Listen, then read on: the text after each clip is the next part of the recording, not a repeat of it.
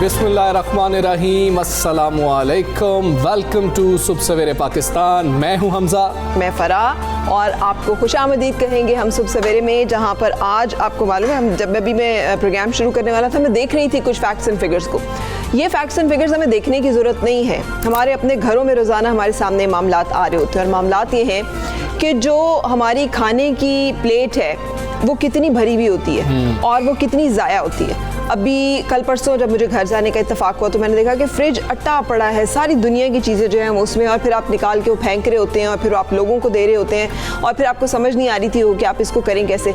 दुनिया में इस वक्त जो आदाद शुमार है वो बड़े ख़तरनाक है और इस हवाले से जो सबसे अहम बात है वो ये है कि हमें बहैसियत मुसलमान एक तालीम दी गई है कि हमने इसराफ से बचना है, हमने चीज़ों को बेजा उसके जैसे ज़ाया करना है उससे बचना है। ये एहसास इंसान के अंदर बड़ा ज़रूरी है, इसलिए कि एहसास ही वो असल चीज़ है जो कि हमें इंसान बनाती है और हमें बेहतरी की तरफ लेके जाती है। फ़राह ऐसी बातें क्यों कर रही हैं? फ़राह इसलिए बातें कर रही हैं, एक तो हमें ये ख्याल भी है, हम इस पे बात करते भी रहते हैं, लेकिन आज दुनिया भर में खुराक के ज़िया को रोकने से मुतल्लिक शऊर बेदार करने का दिन मनाया जा रहा है। सब जानते हैं कि इंसान के ज़िंदा रहने के लिए जो चीज़ सबसे ज़्यादा ज़रूरी है उसमें जो ग़िज़ा है वो सर फ़हरिस्त है और सबसे ज़्यादा ज़िया भी हम उसी का करते हैं और जिसके बारे में हमें सबसे ज़्यादा मना भी किया गया है।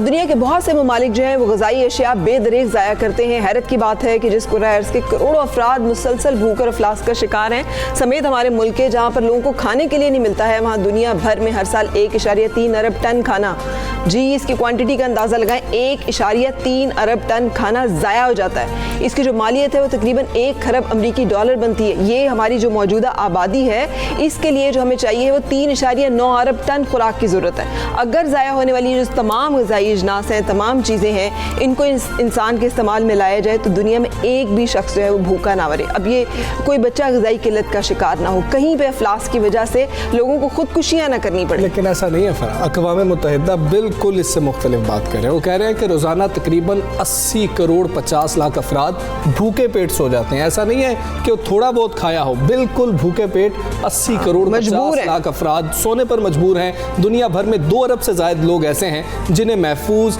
ग़िज़ाइयत बख्श और वाफिर खुराक दस्तयाब नहीं है। माहिरीन ने यह भी खदशा जाहिर कर दिया है कि आलमगीर वबा कोरोना के बायस ग़िज़ाई किल्लत के शिकार अफराद की तादाद में 83 लाख से 13 करोड़ तक इजाफा हो सकता है। ये सारी बातें हम इसलिए कर रहे हैं कि आज दुनिया में मनाया जा रहा है खुराक के ज़िया को रोकने का आलमी दिन।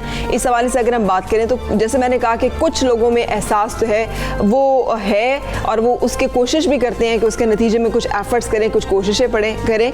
वो कहते हैं ना कि आँख दा चानन मर जावे ते नीला पीला लाल बराबर। सो जब तक आपके अंदर एहसास है तब तक आप आइडेंटिफाई करते हैं चीज़ों को कि कहाँ मसला है, उसमें क्या दुरुस्तगी, क्या बेहतरी, क्या अच्छाई की जा सकती है। जब एहसास ही ख़त्म हो जाए तो फिर आपको ना पता चलता है कि ज़ाया हो रहा है, ना आप उसको बेहतर करने की कोशिश करते हैं। रिस्क तंजीम एक ऐसी मोटिवेशन है जिसके बारे में हम आपको बताएंगे कि यहाँ पर कुछ नौजवानों ने, जो जैसे मैं और हमजा इस वक्त बात कर रहे हैं कि शॉपिंग बैगों में भर के या फिर कूड़े में खाना फेंक देना या फिर खाना जो है वो ज़ाया होते रहना, इतना सारा ऑर्डर कर लेना फिर छोड़ के उठ जाना वहाँ से, ये तमाम चीज़ों का एहसास किया। उन्होंने सोचा कि इसको किस तरह से हम यूटिलाइज़ करें और उसके बाद उनकी स्ट्रगल क्या है ये आपको खुद ही बताएंगे, इसलिए कि उन्होंने बड़ी कामयाबी के साथ बहुत सारे लोगों में खाना पहुंचाया। सबसे अहम चीज़ ये है कि बात हम भी कर रहे हैं, बात अक्सर लोग करते हैं, हम सुनते हैं कि वो बात कर रहे हैं, लेकिन ये इनिशिएटिव लेना बहुत बड़ी बात है कि उन्होंने ये फैसला किया कि भाई ज़ाया तो हो रहा है लेकिन इसको दुरुस्त किस तरीके से किया जा सकता है, इस्तेमाल में कैसे लाया जा सकता है, इस पर बात करेंगे। पहले टॉप स्टोरीज की जानिब चलकर। दुनिया भर में हर साल 1.3 अरब टन खाना ज़ाया, जिसकी मालियत तकरीबन 1 खरब अमरीकी डॉलर्स बनती है। दुनिया में रोज़ाना तकरीबन 80 करोड़ 50 लाख अफराद भूखे पेट सोने पर मजबूर। मुस्लिम लीग नून की बड़ी विकेट गिर गई। मनी लॉन्ड्रिंग केस में लाहौर हाईकोर्ट ने शहबाज शरीफ की अबूरी जमानत खारिज कर दी। नैब ने अपना मेहमान बना लिया। बांग्लादेश की तरक्की ने टके की इज्जत बढ़ा दी। बांग्लादेश का 1 टका पाकिस्तान के 2 रुपए के बराबर पहुंच गया। बांग्लादेश की करेंसी मजबूत होने की बड़ी वजह उसकी मौशी पॉलिसियां। तो जी जनाब, टॉप स्टोरीज आपने जानी है और टॉप स्टोरी हमारी वही है जिसका हम जिक्र कर रहे थे। फरा ने कल बात की थी कि सदर शी जिनपिंग जो हैं, चीनी सदर हैं, उन्होंने बहुत इस हवाले से अहम बात की और हिदायत जारी की थी और फिर कानून भी बना दिया था। क्लीन प्लेट उन्होंने एक कैंपेन जो है वो पूरी रन की है। और आप देखिए चीन जैसा मुल्क जो इंटरनेशनल पावर है, जिनके यहाँ खाने की कमी नहीं है, जो खुद कफील है, अगर वो ये कह रहे हैं कि इस बारे में कानून साजी होनी चाहिए कि आपने अपनी प्लेट में उतना ही डालना है जितना आपने खाना है और उसको ज़ाया होने से रोका जाए, उस पर सजाएं भी कुछ जो है वो दी जाएं, तो इसका मतलब है कि कितना अहम मसला है। हम जैसे मुल्क, हमारे जैसे मुल्क को जहाँ पर के कितने लोग हैं जो कि खतरे गुर्बत से नीचे रहते हैं, जिनको खाना नहीं मिलता, उन्हें क्या कुछ करने की ज़रूरत है। हुज़ैफा हमारे साथ हैं, CEO हैं रिस्क के। से पहले तो थैंक यू वेरी मच। ये वो काम है जो कि हम सबके करने का था, जो आपने अपने ज़िम्मे लिया। लेकिन शुरू कैसे हुआ ये रिस्क का सिलसिला? ये एक्चुअली शुरू हुआ अगर 5 साल पहले, अप्रैल 2015 में इसकी बुनियाद रखी थी हमने लम्स में, जब हम पढ़ रहे थे। और जिस तरह आप लोगों ने कहा, हमें भी यही प्रॉब्लम बड़ा डॉन्टिंग लगता था, बड़ा स्ट्रेंज लगता था कि इतना ज़्यादा खाना इस मुल्क में है, इतना आलमी। हम इकनॉमिक्स पढ़ते थे, हम यही पढ़ते थे रिसोर्सेज स्केर्स हैं, रिसोर्सेज कम हैं, गुर्बत ज़्यादा है, पॉवर्टी ज़्यादा है। और जब हमने देखा कि हमारे मुल्क के अंदर क्या प्रॉब्लम है, तो हमें रियलाइज़ हुआ ये फ्लिप है, ये ऐसा नहीं है। और क्योंकि इसकी इंस्पिरेशन ये थी कि मेरी वालदा पिछले 30-35 साल से घर में दस्तरखान कर रही हैं, बहुत लोग आते हैं खाना खाने, घर खुला रहता है, तो हम देखते थे कि लोग बढ़ते जा रहे हैं, लोग कम नहीं हो रहे, लेकिन खाना दूसरा बहुत ज़्यादा ज़ाया हो रहा है। तो क्यों ना इस गैप को फिल किया जाए किसी तरीके से। और फिर ये एक बुनियाद बनी और हमने अपने एक फेसबुक पेज बनाया कि हमने कहा हम खाना पिक करेंगे, आप हमारे नंबर्स पर कॉल कीजिए। अपने लम्स के दौरान ही हम तीनों दोस्तों ने अपने नंबर्स दिए, मूसा, कासिम और मैं, और हम लोगों की कॉल का इंतज़ार करते थे। जहाँ से हमें कॉल आएगी हम अपनी गाड़ियों पर जाते थे, हमारी गाड़ी में पैकेजिंग का सामान होता था। ये एक as a student passion project हुआ, हमें एक पेन नज़र आई, हमने कहा इसको स्टूडेंट लाइफ में सॉल्व करते हैं। रेस्टोरेंट्स को कहा कि जो खाने बचते हैं खाना कैसे करते हैं? हमने किसी को नहीं कहा, हमने सिर्फ एक फेसबुक पेज बनाया। वो इतना वायरल हुआ कम्युनिटी में, लोगों को बड़ा एक हमेशा से इस प्रॉब्लम के बारे में फील होता है, जिस तरह आपको आप कह रहे थे फील हो रहा है इस प्रॉब्लम के बारे में, लोगों को काफ़ी अरसे से इस प्रॉब्लम के बारे में फील होता था। और जब उन्होंने देखा कोई आउटलेट है जहाँ पे वो कुछ शेयर कर सकते हैं, तो उन्होंने हमें कॉल्स करना शुरू की। वो पेज ओवरनाइट वायरल हुआ, लम्स कम्युनिटी ने बहुत सपोर्ट की, हमारे फ्रेंड्स एंड फैमिली में उनको पता लगा कि शायद इन लोगों ने कोई बाकायदा सर्विस लॉन्च कर दिया है, कोई गाड़ियाँ खरीद ली। हमने कुछ नहीं किया था, हमने सिर्फ एक विल का इजहार किया था कि हम आपके घर में अपनी गाड़ी पे खुद आ जाएंगे। हमने पैकेजिंग का सामान लिया जो आपके और मेरे घरों में मौजूद होता है, बैग्स होते हैं, प्लास्टिक बॉक्सेस होते हैं, वो अपनी डिग्गियों में हम तीनों रखते थे, ग्लव्स रखते थे। जहाँ से भी हमें कॉल आती थी, जो भी करीब होता था हम तीनों में से, वो कोऑर्डिनेट करके चला जाता था उनके घर, उस रेस्टोरेंट में, वहाँ से खाना पिक करके करीबी बस्ती में डिस्ट्रीब्यूट करवा देता था। और जब इसको देखा कि ये इतना ज़्यादा कॉल्स आना शुरू हो रही हैं, इतना सीरियस प्रॉब्लम है, गुर्बत और भूख का इतना सीरियस प्रॉब्लम, कभी निकले नहीं थे लम्स से बाहर, यूनिवर्सिटी के बाहर, अपने बबल से बाहर हम नहीं निकलते एक स्टूडेंट लाइफ में।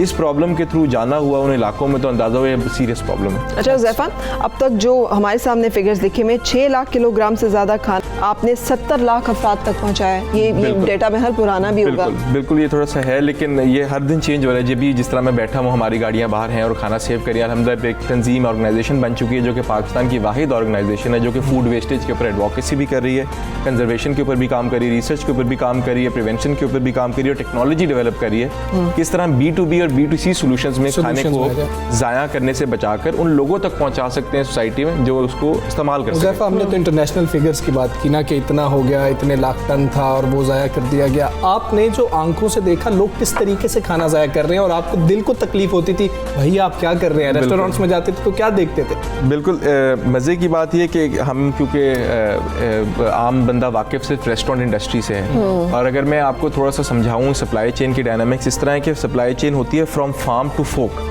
हम लोग हैं on the fork side, we are just eating out in the restaurants, हमारी प्लेट पर खाना आ जाता है। लेकिन जब आप थोड़ा सा पीछे जाते हैं तो वेयर हाउसेज आते हैं, मैन्युफैक्चरिंग आती हैं, गोदाम आते हैं, फिर आपके पास फार्म्स आते हैं। हर स्टेज के ऊपर एक अपना एक्सेस है, वेस्टेज है, जिसको हम कब करने की कोशिश करें।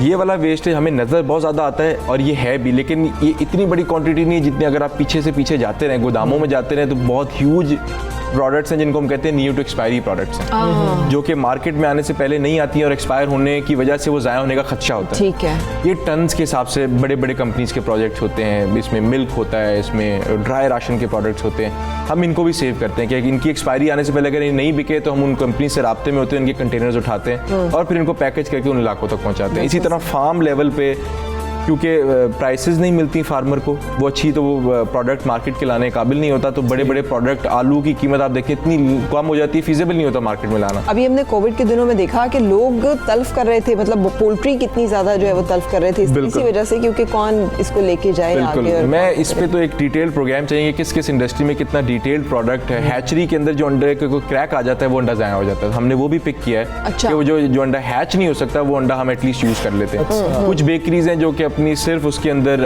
वाइट्स यूज़ करती है, उनके योग ज़ाया होते हैं, हम योग भी पिक करते हैं। तो there is a list of things जो कि इंडस्ट्री में ज़ाया होती है। बात है, लोग आते गए, कारवा बनता गया। 3 दोस्तों ने शुरू किया और अब हमने देखा कि 1500 से ज़ायद रज़ाकार हैं जो आपके साथ मुंसलिक है। एग्जैक्ट फिगर क्या है वो बता दें, और कितने शहरों में किस तरह से काम कर रहे हैं। और ये रज़ाकार पेड है या रज़ाकार? नहीं, ये बिल्कुल रज़ाकार है। ये हमारी basically we call ourselves a youth movement. So it's not just a cause, it's not just a system. हम सिस्टम बना रहे हैं, हम प्रोटोकॉल्स बना रहे हैं, टेक्नोलॉजी बना रहे हैं, लेकिन सबसे ऊँची चीज़ है इंसानी इक़दार। जब तक एज अ यूथ मूवमेंट वो नहीं चलेगी और इंसान कंपैशनेट नहीं होगा, इंसान इसकी जिम्मेदारी नहीं लेगा, ना वो टेक्नोलॉजी यूज़ करेगा, ना वो सिस्टम यूज़ करेगा। तो ज़ैफ़ा खुद क्या कमाते खाते हो फिर, मतलब लोगों को तो खाना आप खिला रहे हैं? बिल्कुल नहीं, हमने अपनी ज़िंदगी का कुछ ऐसे बनाया कि हमने इसके इर्द गिर्द ही अपने प्रोजेक्ट्स और अपनी चीज़ें, इसके इर्द गिर्द ही अपनी एक्सपर्टीज़ डेवलप किया। तो हम तीनों दोस्त भी इसके इर्द गिर्द ही प्रोजेक्ट्स कंसल्टेंसी के, डेवलपमेंट के, टेक्नोलॉजी के बना रहे हैं, जो हम भी इसके साथ ही काम करते हैं। और ये एक इदारा है जो कि एक नॉन प्रॉफिट इदारा है, जो कि इसके लिए हम पहली टेक्नोलॉजी इसके लिए बना रहे हैं ताकि हम इसको फ्लरिश कर सकें, इसको ग्रो कर सकें। हमारी प्रायोरिटी पे ये है। ज़ैफ़ा का मैसेज ले लेते हैं आखिर में, कि ज़ैफ़ा आप मैसेज क्या देंगे लोग? जी, आज जिस तरह आपने कहा इतना इंपॉर्टेंट दिन है, मैं कहूँगा प्लीज़ ज़ाया ना कीजिए, क्योंकि आपको सिर्फ ये समझने की ज़रूरत है, जब आपके पास एक खाना प्लेट में आता है तो वो सिर्फ खाना ज़ाया नहीं होता, उसके पीछे एक इंसान की मेहनत होती है, कई घंटे होते हैं, इकॉनमी की रिसोर्सेज होती हैं, मिट्टी होती है, पानी होता है, क्लाइमेट होता है, वो सब ज़ाया होता है। सर ज़ाया नहीं करना। बहुत शुक्रिया ज़ैफ़ा भाई, थैंक यू सो मच। और बड़ा इंस्पायरिंग था हमारे लिए भी, बहुत इंस्पायरिंग। खाना सिर्फ ज़ाया नहीं होता, जैसे ज़ैफ़ा ने कहा है, बिजली, गैस, रिसोर्सेज बहुत कीमती जो है वो भी ज़ाया होते हैं, इंसान की मेहनत ज़ाया होती है, बाज़ औक़ात इंसान की पूरी उम्र, पूरी ज़िंदगी जो है वो भी ज़ाया हो जाती है इसी चक्कर में कि 2 वक्त की रोटी का सिलसिला जो है उसे मैनेज किया जाए। सुबह सवेरे पाकिस्तान, सुबह सवेरे पाकिस्तान। आगे चलेंगे हम, और अब नई डेवलपमेंट हुई है हमारे मुस्लिम लीग नून की, बड़ी विकेट गिर गई। ये आपको मालूम ही है कि लाहौर हाई कोर्ट ने मनी लॉन्ड्रिंग केस में शहबाज शरीफ की दरख्वास्त ज़मानत मुस्तरद कर दी है, और जिसके बाद नैब ने उन्हें हिरासत में ले लिया। शहबाज शरीफ की गिरफ्तारी के बाद अदालत के बाहर मौजूद लीगी कारकुनों और पुलिस में हाथापाई भी हुई थी। वहाँ पे नारे भी लगते रहे। नैब हुकाम शहबाज शरीफ को लेकर ठोकर न्याज बेग के दफ्तर चले गए। आज अदालत में शहबाज शरीफ को पेश भी किया जाना है। तो फरा ये 2 दिन की तारीख मिल रही थी, 3 दिन की, पहले 1 दिन की भी मिली, और बिलाखिर जो है ज़मानत खारिज कर दी गई। और उसके बाद प्रेस कॉन्फ्रेंसेस भी हुई थी, मरीम नवाज भी आई थी, एहसन इकबाल ने भी उस पर बयान दिया था। और नून लीग यही कह रही है कि ये हमारे साथ जो है वही मामला किया जा रहा है कि नैब और हुकूमत का गठजोड़ है और हमारे खिलाफ कार्रवाई की जा रही है, और APC से बहुत ज़्यादा रिलेट किया, ये उनका कहना है। लेकिन इस बारे में बातचीत करेंगे हम। राना तनवीर हमारे साथ है, मुस्लिम लीग नून रहनुमा। राना साहब, ये बताइएगा कि ये जो शहबाज शरीफ की गिरफ्तारी हुई है, जिसके बारे में वो प्रिडिक्ट भी कर रहे थे कि मुझे गिरफ्तार कर लिया जाएगा, और कहा था कि वज़ीर आज़म मुझे गिरफ्तार करना चाहते हैं, उन्होंने मुहिम भी चलाई थी इसके लिए। 3 रोज़ पहले गिरफ्तारी हो चुकी है। इसका पस मंज़र APC है, जो बहुत सारे लोग इज्यूम कर रहे हैं, आप भी कह रहे हैं। और क्या आप ये समझे कि हुकूमत और अपोजिशन में अब कन्फ्रंटेशन शुरू हो गई है, अब ये मामला थमने वाला नहीं है, ये आगे ही जाएगा? क्या हिकमत अमली, क्या लाया अमल है इस हवाले से? देखिए, ये बात दुरुस्त है कि इसके पस मंज़र जो शहबाज साहब की गिरफ्तारी का है, वो इमीडिएट तो वो APC की जो प्रोसीडिंग थी, या APC का जिस तरह ने कहा था, या शहबाज शरीफ साहब का एक फ्यूचर रोल था इस APC के फैसलों में, मतलब जो तारीख की बात हम करते हैं फेजेस में, हम कि जुलाई में उसका लॉन्ग मार्च की तरफ हम जाएंगे, इस्लामाबाद की तरफ। तो ये सारी चीज़ें बिल्कुल बायस बनी हैं, और लोगों ने भी कह दिया था परसों जब उनकी प्रेस कॉन्फ्रेंस थी शहबाज साहब की, तो उसमें एक एंकर बैठे हुए थे, बड़े सीनियर लोग थे सारे, 10-15। तो उसमें एक एंकर ने कहा जी कि परसों आप अरेस्ट होने जा रहे हैं। तो हमने कहा यार आप जजमेंट पढ़ा है? उसने कहा मैंने कह दिया आपको। तो ये चीज़ें सारी सबको पता था, ये प्री प्लान्ड है। जी ठीक है राना साहब, नवाज शरीफ वापस कब आ रहे हैं? क्या वापस आकर यहाँ से नून लीग को लीड करेंगे या बाहर बैठ के नून लीग को लीड करेंगे? मेरा मरियम साहबा ने जवाब उसका दिया है और हमें भी जो है मालूम वो यही है कि जब भी उनका वो हार्ट का प्रोसीजर होगा, कोविड-19 की वजह से थोड़ा लंबा हुआ है, अभी उन्होंने दोबारा प्रोसेस में थे कि हो जाए, तो फिर वहाँ पे एक स्पाइक आ गई है उसकी, कोरोना की, दोबारा बरतानिया में फैल गया ज़्यादा, उसकी परसेंटेज जो है बढ़ गई है।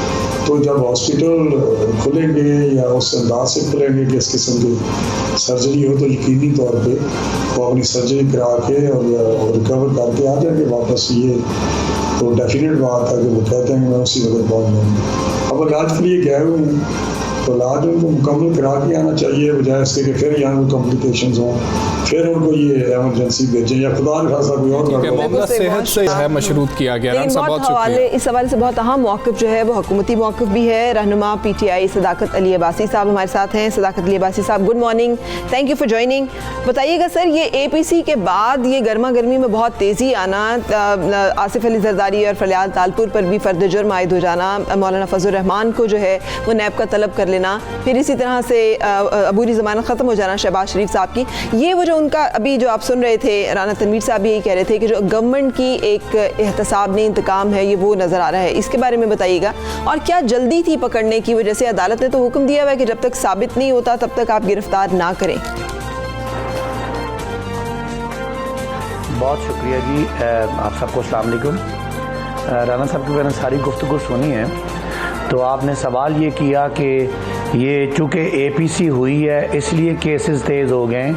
आपने बात तकरीबन ठीक किया लेकिन उल्टी की है।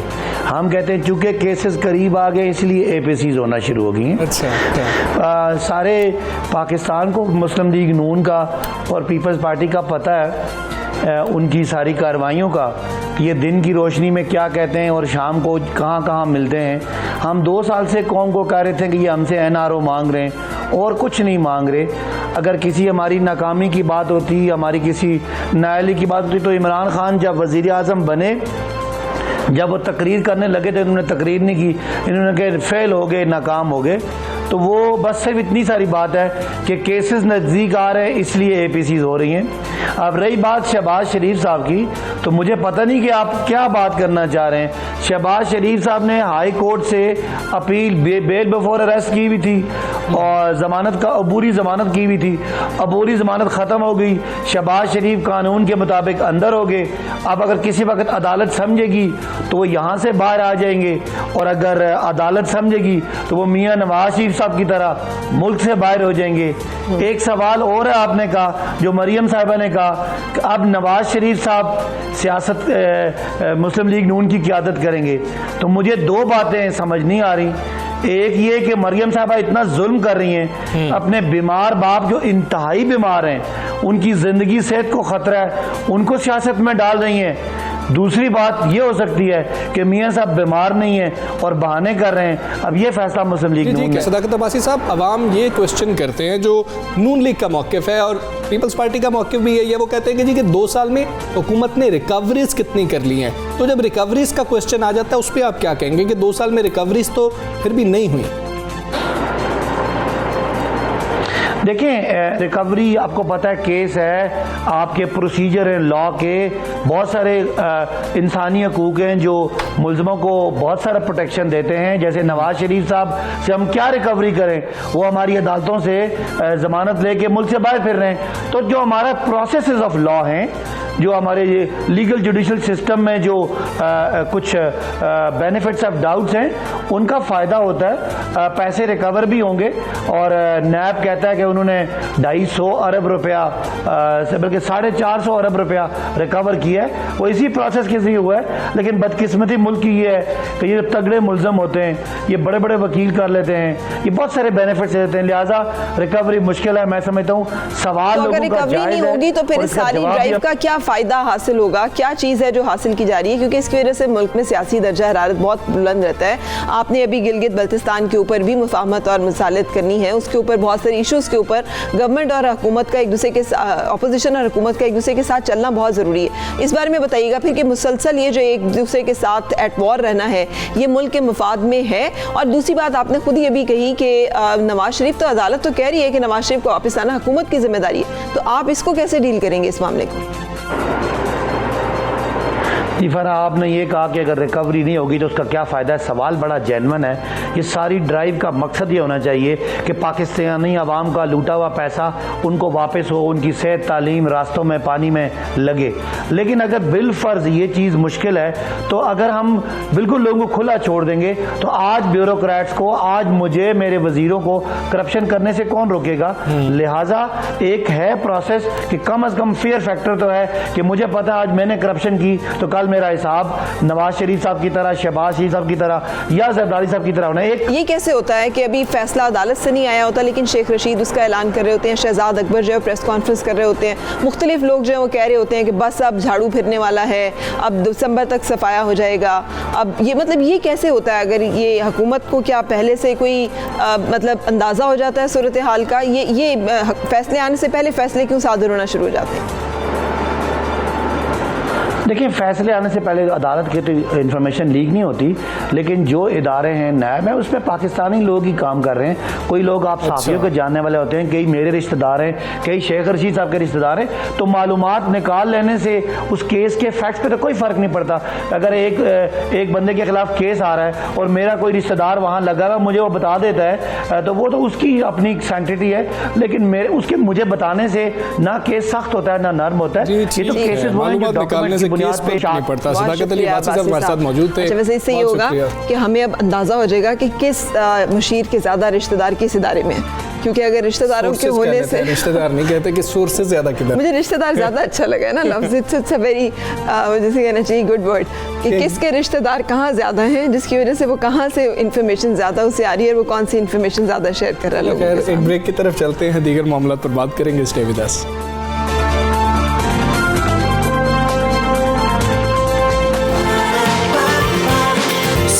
सवेरे पाकिस्तान,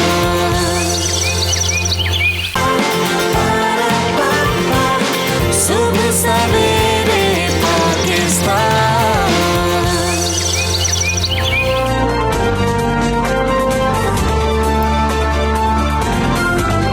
वेलकम बैक आपको सुबह सवेरे पाकिस्तान में। Good morning. अब जो खबर है ऐसे मुझे एक तो खुशी हो रही है और एक गुस्सा आ रहा है। गुस्सा इस बात पे आ रहा है कि यार हम जो है वो कितना पीछे रह गए, और खुशी इस बात पे है कि हमारे भाई जिन्हें हम कहते हैं पाकिस्तान, जो मशरिकी पाकिस्तान कहा जाता था, वो हमसे कितने आगे निकल गए। लेकिन खुशी होने की एक और वजह भी है। आइंदा जब कोई कहेगा ना 2 टके की औरत, तो हम उसे कह देंगे 2 रुपए का आदमी।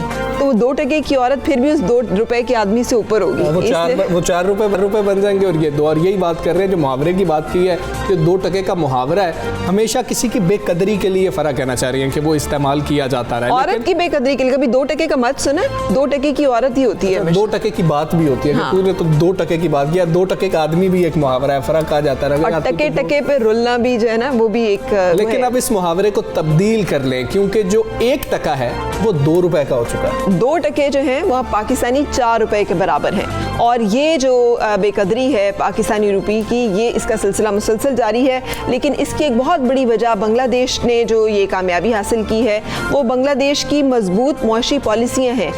इस वक्त तो आपके सामने सूरत हाल है, 2/3 इनका GDP का जो है कॉन्ट्रीब्यूशन वो गारमेंट्स फैक्ट्री से है। जो गारमेंट्स जो पाकिस्तान का एक होता था, हमारी ये कपास अच्छी होती थी, उनका पटसन अच्छा होता था, और पाकिस्तान जो है यहाँ पे बहुत अच्छा कपड़ा बनता था। पाकिस्तान की कॉटन दुनिया भर में मशहूर थी, लेकिन अब बांग्लादेश हम पे सबकत ले गया। उसमें नहीं है, हमारे पास कपास है और हमें ऑर्डर्स नहीं मिल रहे, और अगर ऑर्डर्स मिल रहे हैं तो हम पूरा नहीं कर पा रहे हैं, और कपास जो है उसकी पैदावार भी कम होती जा रही है। लेकिन बांग्लादेश जो है वो टेक्सटाइल इंडस्ट्री में अगर बात की जाए तो चाइना से मुकाबला कर रहा है जी। और सिर्फ टेक्सटाइल इंडस्ट्री में नहीं, इनका जो जी है ये सिर्फ सार्क मुमालिक नहीं बल्कि इस वक्त दुनिया में सबसे ज़्यादा बेहतरीन है। इनका जो एवरेज था ना एनुअल ग्रोथ, वो 8.20 एवरेज थी, जो कोविड की वजह से थोड़ा नीचे आई है, अब 7.5 कही जा रही है पेंडेमिक की वजह से। लेकिन ये भी इस वक्त खित्ते में इंडिया भी पीछे रह गया, पाकिस्तान भी पीछे रह गया, दुनिया के तमाम ममालिक में सबसे बेहतरीन जो प्रोग्रेस है। आपको पता है कि आईटी में नंबर 1 जा रहा है। बांग्लादेश के 6 लाख से ज़ायद इनके जो है ना फ्रीलांसर्स हैं जो काम कर रहे हैं, और इनके 25 साल से नीचे 50% लोग हैं, और वो जो नौजवान है बड़ा काम करते हैं। और खातीन की जो आप बात कर रही थी, ये खातीन गारमेंट्स जो इंडस्ट्री है उसको फ्लरिश करने में उनका सबसे ज़्यादा करना है। बिल्कुल सर, पर कैपिटा इनकम जो है ये $1200, 1200 से थोड़ा ऊपर है लेकिन चले $1200। पाकिस्तान की जो पर कैपिटा इनकम है वो $302 है। तो अंदाज़ा कर लें कि लाइफ क्वालिटी, लाइफ स्टैंडर्ड। और एक ज़माना था जब मेरी अम्मी बताया करती थी कि ये जो कोविड वाले मामलात भी थे, उसमें मसाइल आए थे। नहीं, अम्मी की जो बात में करें वो कोविड से उसका ताल्लुक नहीं, वो ये था कि वो ज़माना जब यहाँ पर हमारा पाकिस्तान इकट्ठा होता था तो ये कहा जाता था कि मतलब ये जो इस यहाँ पे एक्सपेंस बहुत ज़्यादा करने पड़ते हैं, सैलाब बार बार आते हैं। उसी सैलाब ज़दा, उसी बार बार आने तूफ़ान वाले जो मुल्क है उसने अपनी मईशत को कैसे खड़ा किया। मौसमियाती तब्दीलियाँ हमारे से ज़्यादा ख़तरनाक है। वहाँ पे समुंदर की वजह से पानी बहुत ज़्यादा है। और अब मुज़म्मिल असलम साहब माहिर मौशियात हैं, हमारे साथ मौजूद हैं। मुज़म्मिल असलम साहब, अस्सलाम वालेकुम, thank you very much. Muzammil साहब, कहिएगा इस बारे में, ये जो 2% वाला मुहावरा है जिसकी हम बात कर रहे थे, इसको अब तब्दील नहीं कर लेना चाहिए, और ये जो तब्दील हो रहा है मुहावरा, वजह क्या है? बांग्लादेश इतनी तरक्की कैसे कर गया, हम इतना पीछे कैसे रह गए? देखिए, बात यह है कि बांग्लादेश जो हम पिक्चर प्रेजेंट कर रहे हैं कि अभी जैसे आप लोग भी बात कर रहे हैं, नो डाउट पिछले 5-6 सालों में बांग्लादेश ने बहुत ग्रो किया है। और उसकी जो सबसे बड़ी बुनियादी वजह यह है कि उसने एक्सपोर्ट मार्केट पे बहुत जिसे कहते हैं कि अपनी गिरफ्त मजबूत की। लेकिन उसकी जो सबसे एक बड़ी वजह ये थी कि एक तो वहाँ पे पॉलिटिकली जो है स्टेबिलिटी है, और वहाँ पे आपको पता है एक नेशनल लेवल, एक नेशनल गवर्नमेंट टाइप की चीज़ बनी थी।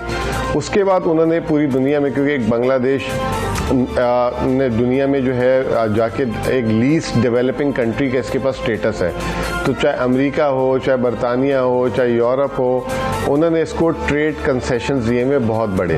आपको याद होगा 2 साल पहले ट्रंप ने इंडिया से जो है ट्रेड कंसेशंस ले लिए थे और इंडिया को लीस्ट डेवलपिंग कंट्री का स्टेटस उससे छीन लिया था। तो उसके बाद क्या हुआ कि बांग्लादेश में इंडिया ने, जो इंडिया के जो सरमायाकार थे, जो इंडिया से पहले जो एक्सपोर्ट्स करते थे इन ममालिक में, उन्होंने अपनी जाके फैक्ट्रीज लगाई। और आज बांग्लादेश में जो डोमिनेंस है, अगर आप कभी एक स्टैटिस्टिक्स उठाएं तो बांग्लादेश से इंडिया में प्रॉफिट रिपैट्रिएशन बहुत ज़्यादा होती है। यानी कि इसका मतलब ये होता है कि बांग्लादेश में जो सरमायाकारी है वो इंडियंस ने की, और उसके बाद वो मार्केट कैप्चर की जो इंडिया लूज कर रहा था क्योंकि ट्रेड कंसेशंस की वजह से। अब देखें, बात ये इसमें जो सबसे इम्पॉर्टेंट चीज़ ये है कि बांग्लादेश ने अपने आप को इस तरह पोजीशन किया कि वहाँ पे सरमायाकारी आई। ये हमारी सबसे बड़ी गलती थी। हालांकि ना बांग्लादेश में कपास पैदा होती है, ना उनको जो है वो जूट के, आपको पता होगा हमेशा से शुरू से कि वहाँ पे जो है टाट पैदा होती थी। पाकिस्तान में कपास पैदा होती थी और जब वो हमारा हिस्सा था, और बांग्लादेश टाट के लिए मशहूर था।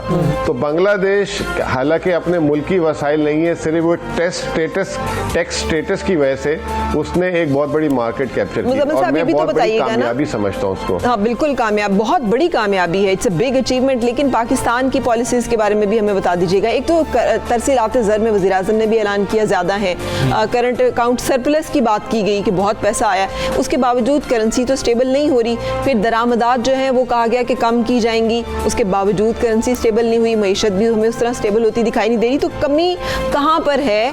कब तक दरामदात के ऊपर हम पाबंदी लगाने से कोशिश करेंगे कि मामलात में सुधार लाया जाए? क्या इससे कोई बेहतरी आने की उम्मीद है? इंपोर्ट्स देखिए मैं आपको देखिए, बात ये है ना कि हम सारे बहुत दूर बैठे हुए हैं, तो हमारा एक परसेप्शन बना हुआ है कि बांग्लादेश बहुत स्टेबल कंट्री है, ये बहुत स्टेबल मुल्क है।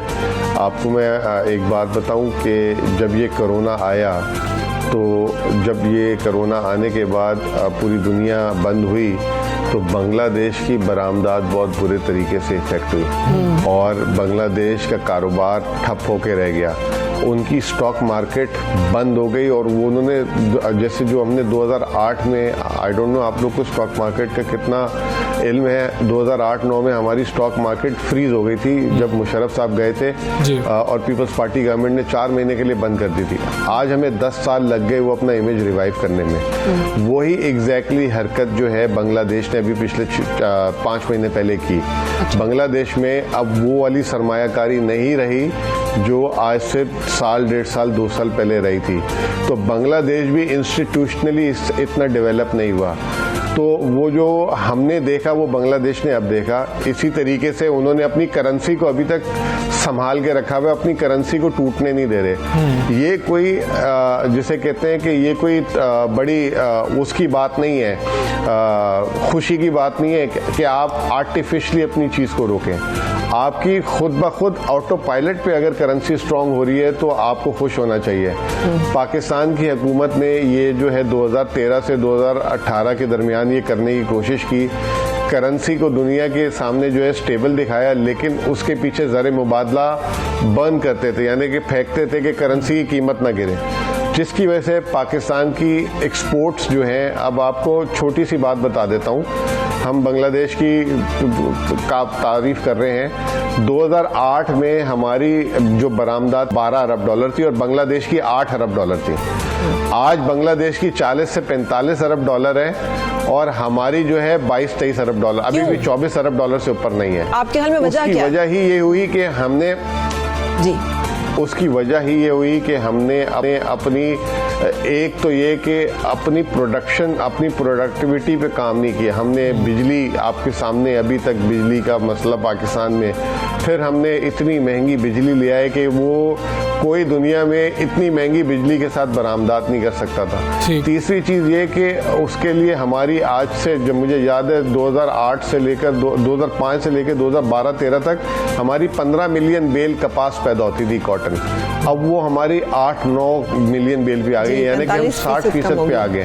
तो आपकी बरामदात, हाँ, तो अब आप मुझे एक बात बताएं कि जब आपके पास रॉ मटेरियल ही नहीं होगा तो आप एक्सपोर्ट कैसे करेंगे? या तो फिर बांग्लादेश की तरह आप इतने सस्ते हो जाएं, लेबर आपकी, देखें बांग्लादेश में आज भी जो पर कैपिटा इनकम है वो पाकिस्तान के आसपास ही है, ठीक है। उनकी लेबर, वहाँ पे इनकम डिस्पैरिटी बहुत ज़्यादा है, वहाँ पे पॉवर्टी आज भी पाकिस्तान से ज़्यादा है, ठीक है। वो हैप्पी इंडेक्स में भी हमसे पीछे है। मुजम्मिल साहब, वो जो फिर बांग्लादेश क्लेम करता है, परसेप्शन, जी बांग्लादेश क्लेम करता है 2010 से 2020 के दरमियान 80 लाख अफराद को खते गुर्बत से निकाला है और 3 गुना जो है इजाफा हुआ है उनकी आमदनी में इन 80 लाख लोगों में। तो क्या ये बात दुरुस्त है?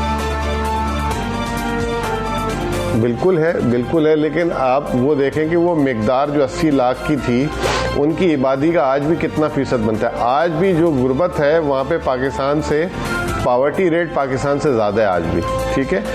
वो ये बात नहीं कहने की, अब अगर बांग्लादेश ग्रो कर रहा है तो उनकी आवाम आगे ग्रो कर रही है, ये सबसे इम्पोर्टेंट चीज़ है। मुझे लगता है कर रही है, और अगर अगले 10 साल इसी तरह वो ग्रो करते रहे, लोग बातें कर रहे हैं कि वो इंडिया को चैलेंज कर देगा, चाइना को तो नहीं कर सकता लेकिन इंडिया को वो चैलेंज कर देगा। अब हमें भी एक, जिसे कहते हैं वर्ल्ड्स फैक्ट्री बनने की ज़रूरत है, और ये हुकूमत ने कोशिश काफ़ी की है, लेकिन हमारे मसले इतने हैं कि मैं क्या बोलूं कि अगर एक तरफ से बात सही होती है तो बड़े मसाइल हैं। असलम साहब बात कर रहे थे इस पे, बहुत शुक्रिया आपका, और बड़े अहम चीज़ें थी जिस पर। लेकिन हमने देखा कि इसी तरह लिरा की कीमत कैसे गिरी थी तुर्की में अर्दोगान साहब के आने से और उस सारे मामला से, लेकिन फिर स्टेबल कैसे किया। सो एक अच्छी मुआशी पॉलिसी जो है वो बदतरीन हालात में भी किसी भी मुल्क को और कौम को निकालने की उस हालात से एबिलिटी रखती है।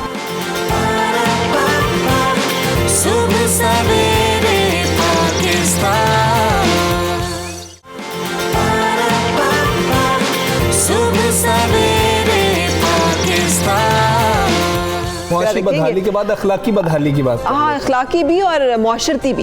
हमारे मुआशरे में सरकारी मुलाजिम जो है उसकी इज्जत नफ्स का कोई कॉन्सेप्ट नहीं है, उसको और एक गुलाम को तकरीबन एक बराबर रखा जाता है। सियासतदान से लेकर अवाम तक सब लोग जो है वो समझते हैं कि इसके ऊपर तो हम अपना गुस्सा और नज़ला निकाल सकते हैं। सरकारी मुलाजिम जो है रियासत का नौकर होता है, ज़ाती मुलाजिम किसी का नहीं होता, लेकिन ज़ाती मुलाजिम उसे समझा जाता है। आप समझ ही रहे होंगे हम किन कहानियों की बात कर रहे हैं, आपके सामने ही है कि किस तरह से लाड़काना में एक वाक़या हुआ जहाँ पे एक ASI जो है मुबैना तौर पे जो एलिज जो बातें हैं वो ये हैं कि उन्होंने शराब के उसके ऊपर गिरफ्तार किया। उसके बाद पीपल्स पार्टी के जाखरानी साहब आ गए, उन्होंने आकर तशद्दुद किया। तशद्दुद को थानेदार जो बैठ के देखता रहा, उसके सामने थाने में पिटाई होती रही, निकाल के ले गए, वर्दी फाड़ दी गई, उसको निकाल के ले गए। वो बेबस जो एक पुलिस ऑफिसर है वो फिर उसने अपने इस पे मतलब खुदकुशी की कोशिश की, जिसको निगेट किया कि खुदकुशी की कोशिश नहीं की, लेकिन ये हमने देखा ना। और फिर इसी तरह से एक और वाकया जो है वो हमारे सामने आया कि साहिवाल में पाकिस्तान तहरीके इंसाफ के मुकामी रहनुमा जो हैं उन्होंने खातून पोस्ट मास्टर के ऊपर तशद्दुद किया। कितनी बदतरीन बात है। एक तो सरकारी मुलाजिम, ऊपर से खातून, और उसको आप थप्पड़ मार रहे हैं वहाँ जाके, किस कैपेसिटी में और किस ताकत और किस जोम में, लेकिन ये हुआ। उस्मान, आप तक आवाज़ अगर पहुँच रही है तो बताइएगा कि ये वाकया क्या है, ये कब पेश आया और क्या किया गया इस बारे में।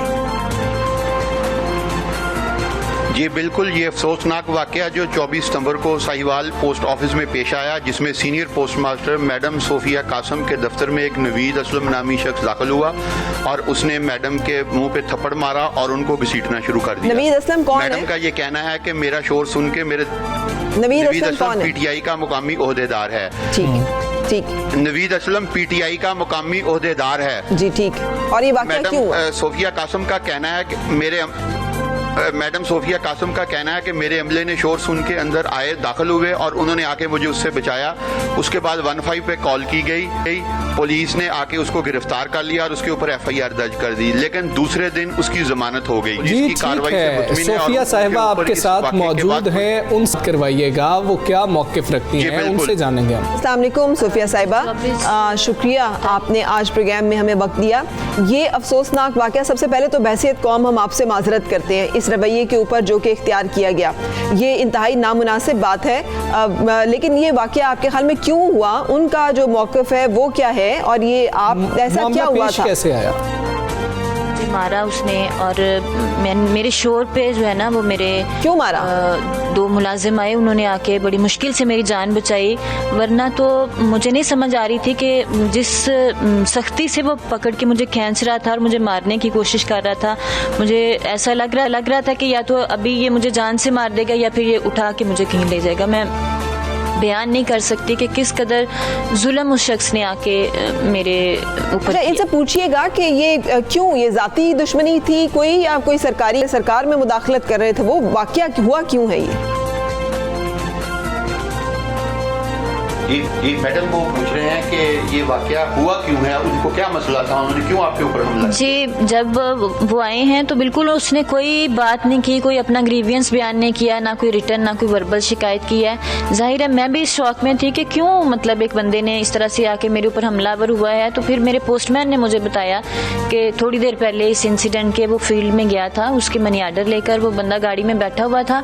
उसने पोस्टमैन को अपनी तरफ बुलाया और पूछा कितने मनी आर्डर लाए और कितने पैसे, उसने अमाउंट और मनी आर्डर बताए हैं। तो इसके साथ ही वो गुस्से में आ गया और मनी आर्डर फॉर्म पकड़ के उसने फेंक दिए ज़मीन पे, और पोस्टमैन जो है वो मनी आर्डर फॉर्म इकट्ठे करता रहा और वो शख्स आके यहाँ मेरे ऊपर हमलावर हो गया। जी ठीक है, ये हमारे अगर रिपोर्टर जो हैं वो सुन रहे हैं, मोहम्मद उस्मान, तो बताइएगा कार्रवाई कोई अमल में लाई गई है पाकिस्तान तहरीक इंसाफ के इस मुकामी रहनुमा असलम के खिलाफ? जी बिल्कुल, उसके ऊपर एक FIR दर्ज की गई थी और उसको पुलिस ने गिरफ्तार भी कर लिया था, लेकिन दूसरे दिन उसकी कोर्ट से जमानत हो गई है। अभी पुलिस जो है वो मसरूफ़ तफ्तीश है, जमानत हो गई। बहुत शुक्रिया। बाबर मेमन की तरफ चलते हैं, में क्या सूरत हाल है, वाकया क्यों पेश आया बाबर मेमन? जी बिल्कुल, ये लाड़काना में जो है वलीद थाने के ASI असगर मुगैरी नामी ने जो जिसने जो है शराब फरोश जो 2 गिरफ्तार किए थे, जिस पर ये मामला उठा, तो ASI ने गिरफ्तार करके थाने में जो है उनको लाकअप कर दिया, जहाँ पे जो है पीपल्स पार्टी के मकामी जो कारकुन है जुल्फ़ार जाखरानी ने जो है थाने में पहुंचकर जो है एएसआई के साथ तलख कलामी की, ना कि बल्कि तलख कलामी की, जबकि एएसआई जो थे असगर मुगेरी नामी ने अपना वीडियो बयान जारी करते हुए यह भी इल्ज़ाम आयद किया है कि पीपल्स पार्टी के यहाँ मकामी जो कारकुन है तो वहाँ पे थाने में पहुंचकर जो है मेरे साथ तशद्दुद किया है और मुबैना तौर पर मेरी जो है कार्रवाई के अमल में लाई गई फाड़ दी है, जबकि ये तमाम तर कार्रवाई क्या अमल में लाई गई है? अमल में ये लाई गई कि पुलिस की कार्रवाई ये अमल में लाई गई है कि पुलिस की जानिब से डीआईजी के नोटिस के बाद जो है ये जुल्फ़ार जागरानी समेत 3 मुल्ज़मान पर जो है मुकदमा दर्ज कर दिया गया है, जबकि ये मकामी जो कारकुन है वो तो गिरफ्तार है, जिसने कल जो है शाम के रोज़ जो है उन्होंने जमानत की हासिल कर दी। दोनों तरफ सुनाई दे रहा है कि मुकदमा दर्ज और जमानत हो गई। हमारे सामने अब्दुल मजीद अचकज़ई भी हैं कि एक ट्रैफिक वार्डन इसी तरह ड्यूटी पे अगर खड़ा है तो उसके कत्ल को आप साबित नहीं कर सक रहे वीडियो सबूत होने के बावजूद, और वो जो अब्दुल मजीद अचकज़ई साहब हैं वो भी रहा होकर जो है चलते हैं। बिल्कुल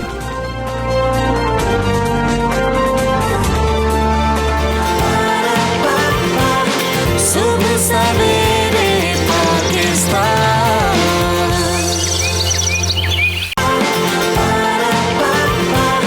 सुबह सवेरे पाकिस्तान।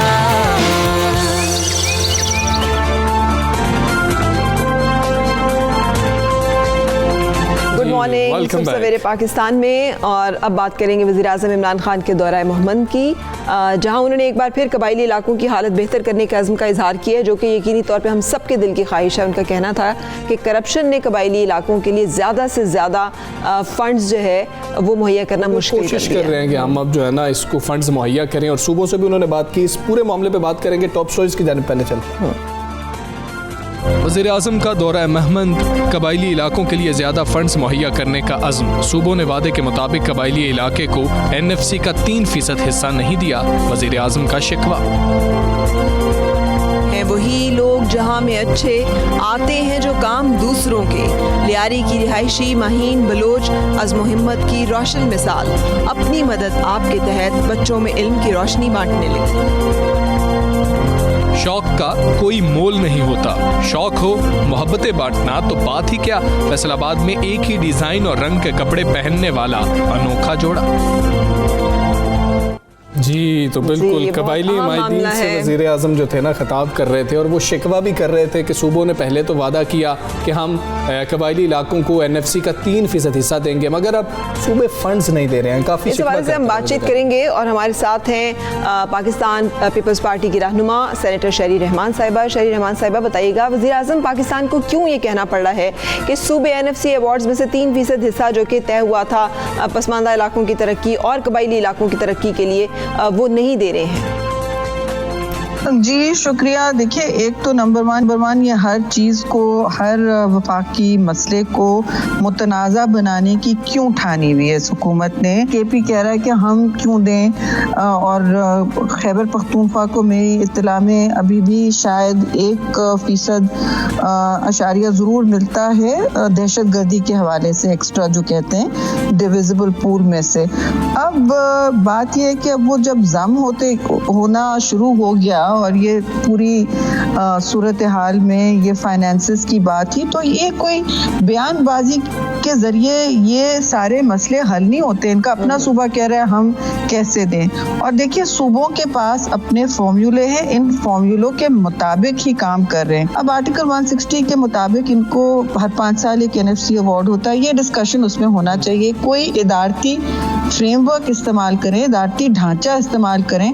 आखिर पाकिस्तान पीपल्स पार्टी ने अपनी मुखालिफ हुकूमत से, यानी पंजाब हुकूमत और नून लीग के पास था पंजाब, सारा उनसे शेयर कम करवाया पंजाब का, ताकि एक तवाजुन रहे। देखिए पार्लिमानी सिस्टम में ये गुंजाइश होती है, लेकिन इन्होंने अपने सूबे के साथ भी जो गवर्न कर रहे हैं हर चीज़ को मुतनाज़ा कर दिया। मुझे समझ नहीं आती कि ये किस तरह गवर्न करना चाहते हैं।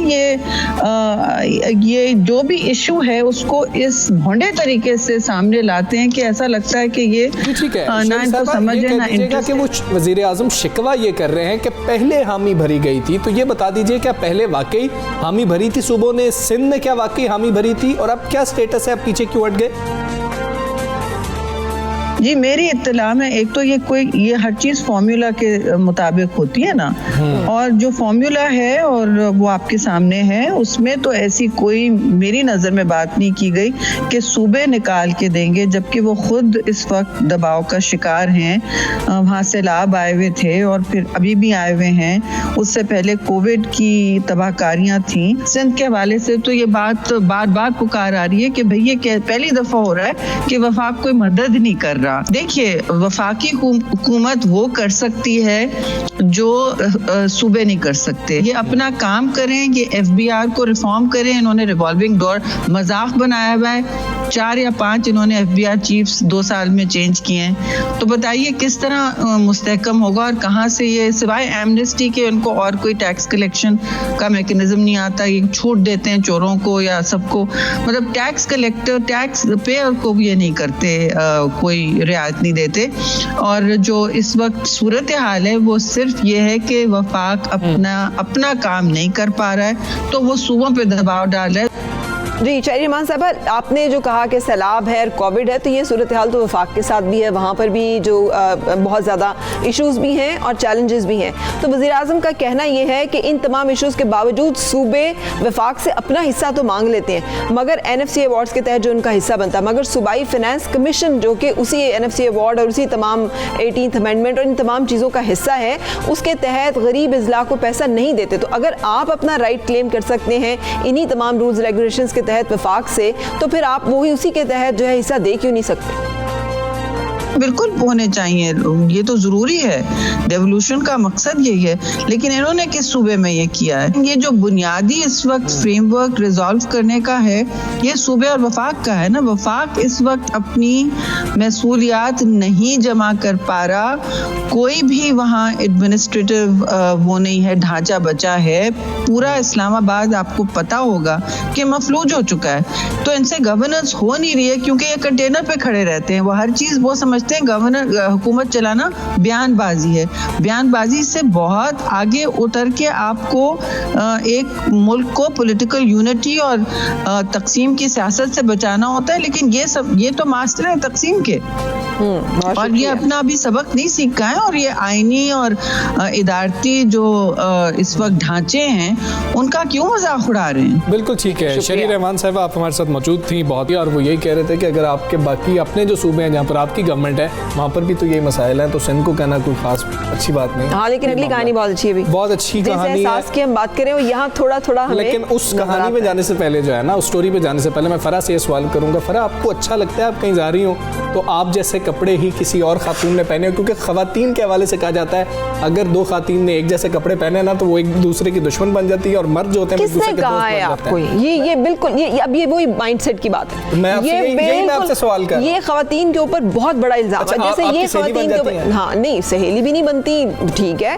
अगर एक आउटलेट है, वहाँ पे 10 जोड़े पड़े हुए हैं, तो 10 के 10 आपने तो नहीं लेने। तय है कि वो 9 जोड़े किसी और ने लेने हैं, तो अगर वो भी लेके पहन लेंगे, मुझे तो ये अच्छा लगता है। अच्छा, इसका टेस्ट भी जो है ना मुझसे मिलता जुलता है। ये मेरी कुछ हम ख्याल खातून लगती है। अच्छा, इसकी और मेरी पसंद जो है तकरीबन एक जैसी है। सो देयर इज ऑलवेज ये बहुत अच्छी बात है, आप अकेली नहीं है, ऐसी एक खातून और भी है, और उनका हम जिक्र करेंगे। नहीं, वो मुझसे तो बहुत ज्यादा है हमजा। मतलब ये जो तस्वीरें इस वक्त हमारे स्क्रीन पे लोग देख रहे हैं, I am so excited to कि आप लोग भी मिले इस कपल से, जो कि अनोखी मोहब्बत है इनकी। एक काफी दहाइयों से एक जैसे कपड़े पहन रहे हैं। लाल मोहम्मद नासिर साहब ये हमारे साथ मौजूद हैं, और बेगम शगुफ्ता नासिर हमारे साथ मौजूद हैं।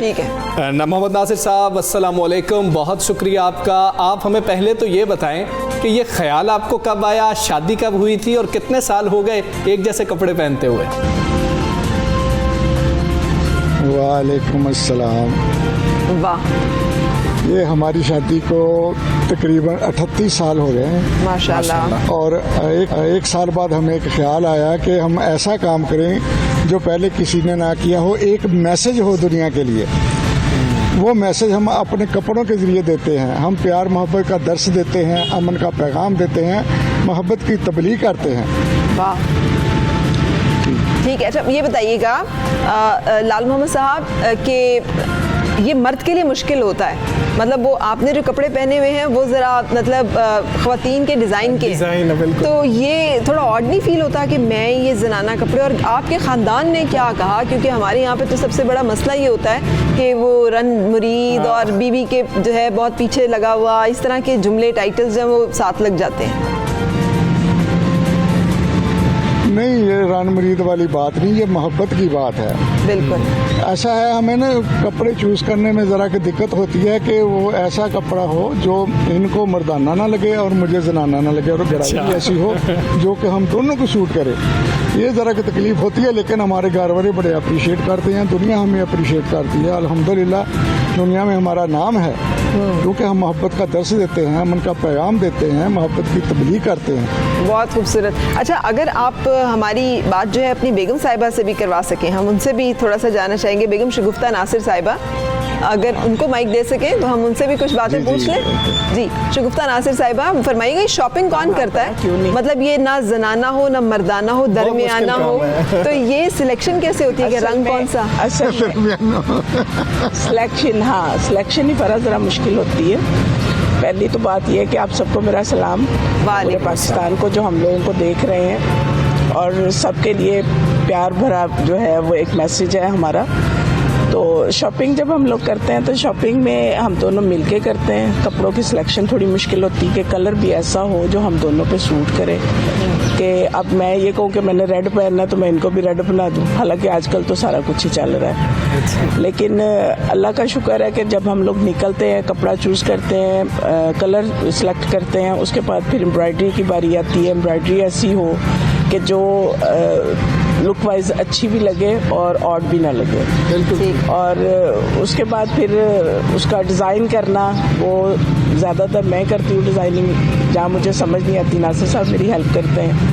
तो अल्लाह का बड़ा शुक्र है, बड़ा एहसान है उस मालिक का। माशाल्लाह, अगर कभी खुदा ना खास्ता लड़ाई हुई हो, वैसे तो मुझे नहीं लगता कभी आपकी लड़ाई होती होगी, लेकिन अगर कभी लड़ाई हुई हो तो फिर भी कपड़े एक जैसे पहन लेते हैं, तो उससे लड़ाई ठीक हो जाती है, सुलह हो जाती है। हाँ बिल्कुल, मैं आपको बताती हूँ, लड़ना झगड़ना ज़िंदगी का हिस्सा है। पहली बात, जो आपको बंदा कहे ना कि हमारी कभी लड़ाई नहीं हुई, आप उस पर यकीन ना करें कि कोई वो बंदा झूठ बोलता है।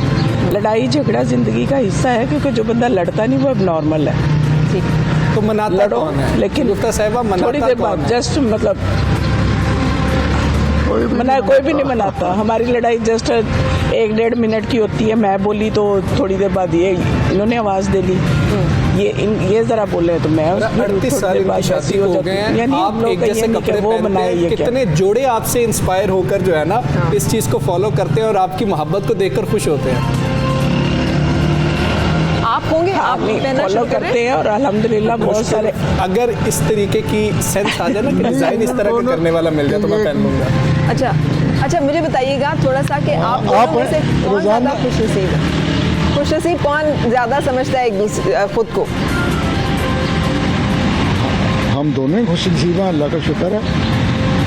हम दोनों समझते हैं। मैं समझती हूँ मुझे हस्बैंड बहुत अच्छे मिले, और वो समझते हैं कि मुझे वाइफ बहुत अच्छी मिली, और अल्हम्दुलिल्लाह है भी ऐसे। बहुत लड़ाई झगड़ा हमारा हो जस्ट 1-1.5 मिनट का होता है बस, उसके बाद पता ही नहीं होता कि हम लोगों में इतना कोई हुआ है। बाद में तो ये होता है कि हम किसी प्रोग्राम पे जा रहे हो तो गाड़ी में हम लोगों की लड़ाई शुरू हो जाती है। बांटते रहे। लाल मोहम्मद नासिर साहब, शगुफ्ता नासिर साहब हमारे साथ, बहुत शुक्रिया। ये एक ऐसी पॉजिटिव मिसाल है। मैंने जो पहला सवाल किया वो यही कि कुछ करने लगो ना तो सबसे पहले मुआशरा और वो लोग बीच में आड़े आते हैं, लेकिन आपके सामने ये क्यों कर रहे हो? खैर, सुबह सवेरे पाकिस्तान, सुबह सवेरे पाकिस्तान।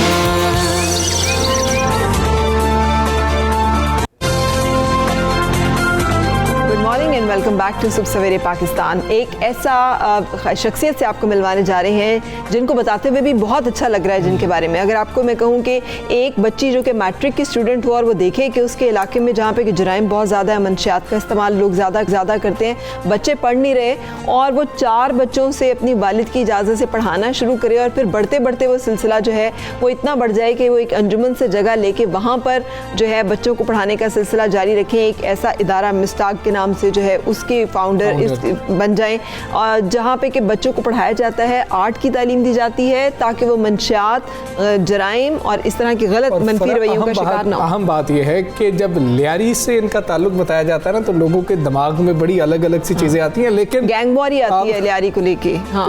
लेकिन हम देखें तो फुटबॉल टीम जो लियारी की थी उसके कितने चर्चे हुए, और अब ये माहीन बलोच हैं जिनके चर्चे हो रहे हैं, और हम बहुत खुश हैं। माहीन को इंट्रोड्यूस करवाते हैं, उनसे ही बात करते हैं। जी अस्सलाम वालेकुम, thank you very much for joining.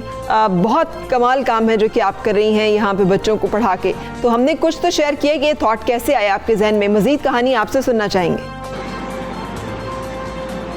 वालेकुम अस्सलाम, आपका ही बहुत शुक्रिया कि आपने मुझे अपने शो में लाइव लिया। बेसिकली ये चीज़ मैंने जब स्टार्ट की, क्योंकि ये चीज़ें मैंने खुद ही फेस कर चुकी थी। ज़ाहिर सी बात है, आप जहाँ रह रहे हो आपको वहाँ के चीज़ों के बारे में आपको अंदाज़ा हो जाता है। तो मैं देखती थी कि जो चीज़ें मुझे प्रोवाइड होती थी, मतलब मेरे पेरेंट्स के थ्रू, जैसे मैं स्कूल जाती थी और भी काफ़ी एक्टिविटीज़ करती थी, तो मैंने सोचा कि क्यों ना हमारे एरिया में मतलब ऐसे बच्चे हैं, क्यों ना हम इनको खुद चेंज करें। मतलब अक्सर ऐसे होता है कि लोग वेट करते हैं कि कोई आके हमारे प्रॉब्लम सॉल्व करे। तो मैंने अपने वालिद साहब से चीज़ें सीखी कि कोई नहीं आ सकता आपके प्रॉब्लम सॉल्व करने, आपको खुद हिम्मत करना है, आपको खुद उठना है। जब तक आप वेट करेंगे तो मुझे नहीं लगता कि आपके पास ब्राइट फ्यूचर आएगा। तो मैंने इस चीज़ को वेट नहीं किया और मेरे पेरेंट्स ने मुझे बहुत ही सपोर्ट किया, तो मैंने ये काम स्टार्ट किया। अब माशाल्लाह से 5 साल हो गए हमारे काम को, और मतलब इतना रिस्पॉन्स अच्छा आता है बच्चों का। कुछ पेरेंट्स ऐसे होते हैं कि वो हमें बहुत ही मोटिवेट करते हैं, और साथ में हमारे साथ ऐसे आप जैसे लोग हैं और भी ऐसे लोग हैं जो आते हैं, मोटिवेट करते हैं बच्चों को। मतलब जाहिर सी बात है, आप स्टार्ट करोगे आपको लोग मिलेंगे, आपको सपोर्ट मिलेगा। बिल्कुल, खर्चा, रिसोर्सेज, ये सब चीज़ें कैसे मैनेज होती हैं, क्योंकि बच्चों को पढ़ाना है, वहाँ पे बिजली का बंदोबस्त भी होगा, किताबें कॉपियाँ दी जाती हैं, क्या तालीम भी होगी। हाँ ठीक है।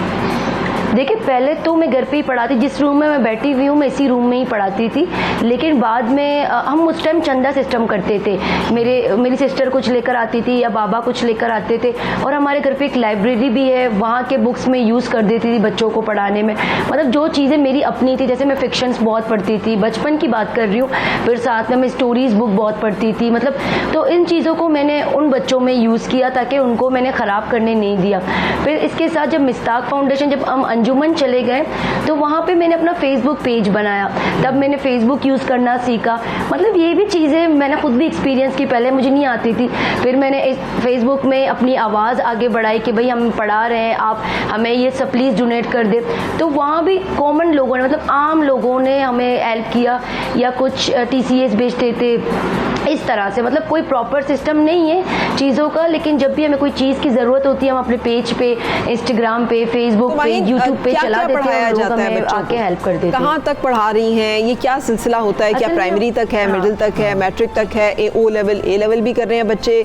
और बच्चे जो हैं वो कितने नंबर लेते हैं, कैसे वो इसको फील करते हैं आगे निकलने के मामले को तालीम में? पहले तो हमारी ये था, सिर्फ हम प्राइमरी बच्चों को ट्रेन करते थे, फिर उन्हें लियारी में और स्कूल भी हैं, जैसे गवर्नमेंट स्कूल में भी मैंने एडमिशन करवा देती थी, क्योंकि कुछ ना होने से कुछ होना बेटर है। तो अब जैसे 2 साल से, अब तो इस साल कोरोना की वजह से बहुत डिस्टर्ब था, लेकिन पिछले साल हमने सेकेंडरी क्लासेस भी स्टार्ट करवाई थी। उसमें हमने उन बच्चों को मैट्रिकुलेशन करवाया जो बच्चे अपनी तालीम छोड़, मतलब जिन्होंने अपनी तालीम छोड़ दी। मतलब ऐसी लड़कियाँ थी जो घर पर बैठी थी, कुछ प्रॉब्लम की वजह से। जाहिर सी बात है, एक तो फीस इतनी ज़्यादा हो गई है तो बच्चे नहीं पढ़ पाते, और बहुत भी पर्सनल इश्यूज़ भी हो जाते हैं। तो हमने उन बच्चे और बच्चियों को मैट्रिक करवाया, और अब तो कॉलेज के ही बच्चे आते हैं हमारे पास, उनको भी हम फ्री ट्यूशन दे देते हैं, क्योंकि एक तो कोचिंग की फीस बहुत ज़्यादा। सिलेक्शन कैसे करती हैं माहीन? क्योंकि वो जुवेनाइल्स भी तो होते हैं ना, बाजू का जुवेनाइल का एक मसला भी आ जाता है कि जराइम में बच्चे जो है जल्दी पड़ जाते हैं, मंशियात का इस्तेमाल कर रहे होते हैं, स्ट्रीट से पिक करती हैं, वालिदैन खुद लेकर आते हैं। कैसे ये इन बच्चों को आप मतलब इकट्ठा करती हैं, किस क्राइटेरिया पे? हमारे पास इस तरह से होता है ना, एडमिशन आती है तो हम वेटिंग लिस्ट में बच्चों को डालते हैं, फिर उनके इंटरव्यूज़ होते हैं। लेकिन ज़्यादातर बच्चे अभी मतलब जितने टाइम से मैं फेसबुक पे बहुत एक्टिव रही हूँ तो इस वजह से भी काफ़ी लड़के और लड़कियाँ मुझसे बहुत ही कनेक्ट थे। मतलब उनको बहुत मोटिवेशन मिलती थी कि एक छोटी सी एरिया से मतलब एक लड़की कर सकती है तो हम क्यों नहीं कर सकते। वो बच्चे खुद ही आते हैं। मतलब अभी तो कोरोना से पहले की बात है, इतनी सारी एडमिशन थी कि मैंने बिल्कुल उन्हें रोक भी दी थी क्योंकि हमारे पास स्पेस इतना बड़ा नहीं है कि हम उन बच्चों को पढ़ा। तो हमने 3 शिफ्टें लगाते थे। मतलब मेरे टीम को मैं सलाम करती हूँ कि वो बिना पैसे के मतलब कुछ भी उन्हें नहीं मिलता, जस्ट घर की चाय मिलती है जो मेरी मम्मा लेकर आती हैं। मतलब वो 3 शिफ्टें ही मेरे साथ होती है और 3 शिफ्टों में ही बच्चों को पढ़ाते हैं। मतलब अब माशाल्लाह से चीज़ें बहुत चेंज है।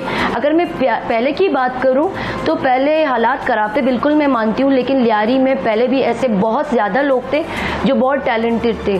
लेकिन बात यही है ना प्लेटफॉर्म की, अब उन्हें प्लेटफॉर्म मिल गया है तो वो लेके आ रही हैं। माहीन, बहुत शुक्रिया आपका, बहुत काम कर रही हैं और बहुत मुश्किल काम। Commendable job and we are so proud of you and love you and thank you very much for all what you're doing.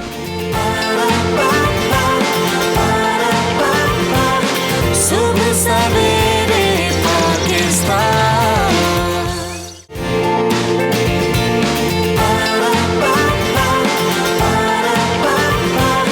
सुबह सवेरे पाकिस्तान।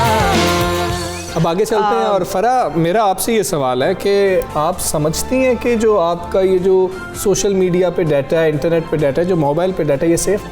मैं वैसे ये नहीं समझती, इसलिए मैंने कभी सोशल मीडिया को इतना ज़्यादा इस्तेमाल नहीं किया। अच्छा, बहुत से लोग हैं जो समझते हैं और मैं खुद ये समझता था कि बिहाइंड के, और शुक्र है कि मुझे नहीं अच्छा लगता कि आप खाना खा रहे हैं तो उसकी तस्वीर डाल रहे हैं, आप कहाँ जा रहे हैं तो उसकी तस्वीर डाल रहे हैं। मुझे ये सारी चीज़ समझ में नहीं आती। लेकिन अब जो कहानियाँ सामने आई हैं उसमें गूगल खुद ये बात साबित कर रहा है कि उसके सारिफिन की मालूमात चोरी होती हैं।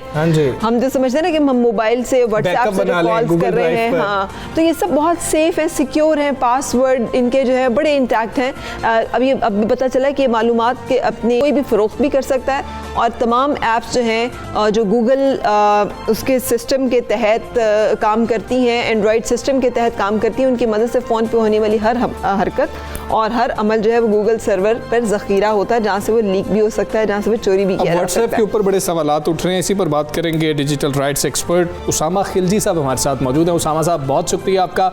उसामा साहब, ये बताइएगा कि पहले व्हाट्सएप की बात कर लेते हैं। सबसे ज़्यादा सेफ समझा जाता था व्हाट्सएप को, लेकिन भारत में एक ऐसा वाक़या हुआ जिसके बाद पता लगा कि चैट लीक हो गई। क्या वो जो आपकी चैट है, पर्सनल चैट, वो भी सेफ नहीं है?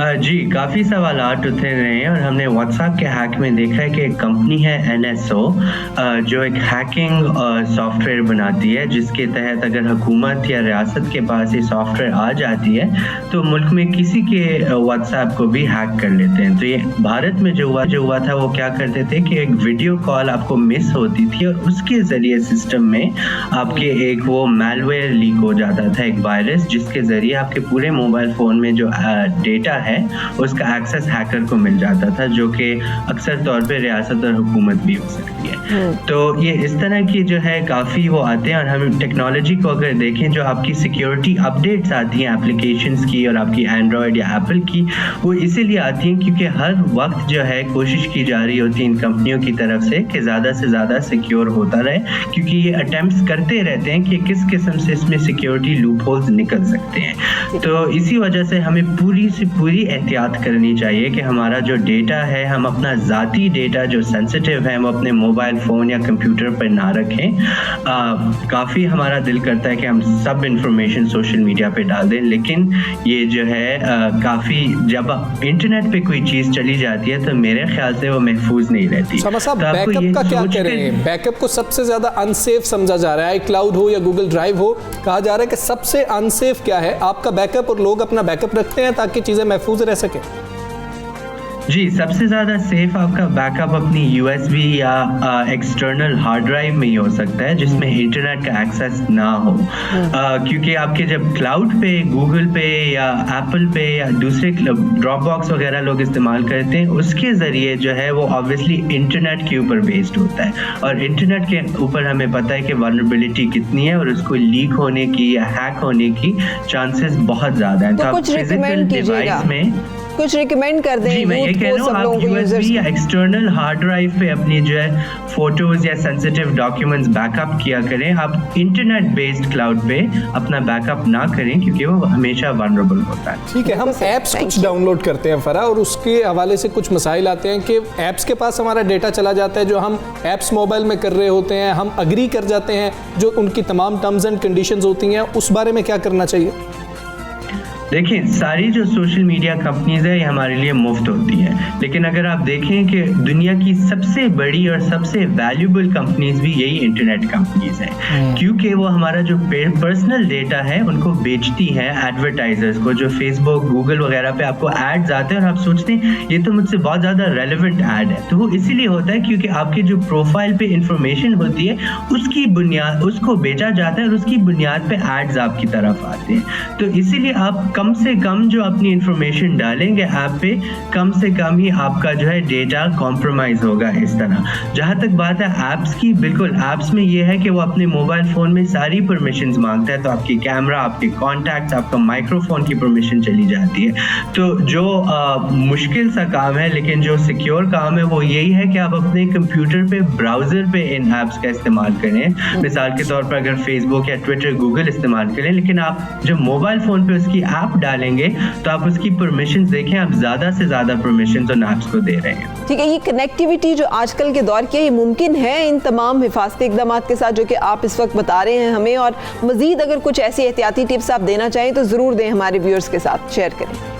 जी बिल्कुल, मैं सबसे पहले यही कहूँगा कि जो मैंने पहले भी कहा, अपनी ज़ाती इंफॉर्मेशन कम से कम डालें। अपनी लोकेशन, अपनी फैमिली की तस्वीर, आपकी मूवमेंट, इस तरह की इंफॉर्मेशन आप सोशल मीडिया पे ना डालें क्योंकि लोग आपको आराम से, आसानी से स्टॉक कर सकते हैं।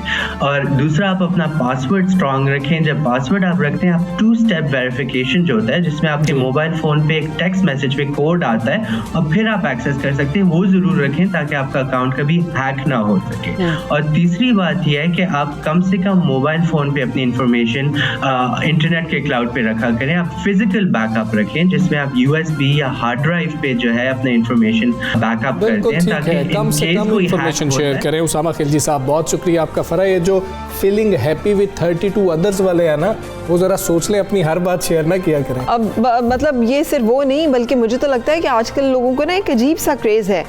तो यकीनी तौर पर हर चीज़ के कुछ साइड इफ़ेक्ट्स भी होते हैं और वो साइड इफ़ेक्ट्स अब सामने आना शुरू हो गए। कनेक्टिविटी अच्छी बात है मगर इतनी ज़्यादा कनेक्टिविटी भी नहीं। मौसम कुछ तब्दील हो रही है, मौसम जो है वो तब्दील हो रहा है और मौसम की तब्दीली के साथ जो है एक चीज़ जो सैलाब की वजह से तबाहकारी हुई है ना, उसमें सब्जियाँ बहुत महंगी होगी। लास्ट टाइम कब जाके टमाटर लिए थे? मैंने कल लिए हैं जाके। कितने के थे? 120 के, है ना।